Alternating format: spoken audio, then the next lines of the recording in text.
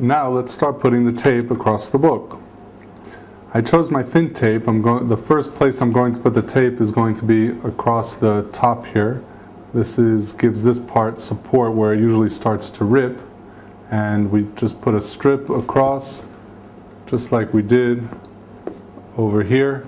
You can see there's a strip going across here. Also has a nice clean look when we put the tape down the sides. It gives it a nice clean look when we put it on top as well. So let's go ahead and do that. We take our tape, and for that we'll need about 2.5 inches. So what we need to do is we need to take a little bit of the tape. We need to, don't put it exactly on the end, but we need to leave it over a little bit, probably about half the width of the tape, and that is going to be tucked into the bottom and give more support. You won't be able to see it. We're going to tuck it into the spine, and that'll prevent the tape. If we put it right to the top, sometimes the tape starts to come off and get sticky. This way it's going to be nice and clean. It's going to go over the top, and we're going to tuck it inside so we won't even see the edges.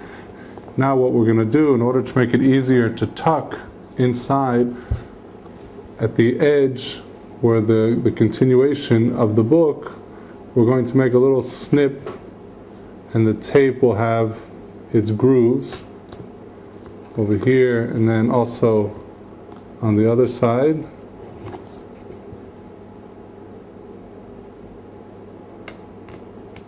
Now the tape is actually into 3 different strips, and that'll make it easier to open it up. We can fold it down. One will go into this side, the other one will go down the back cover. There's a space here between the hard cover on the back, and you see this yellow ribbon, which is what's holding the pages together.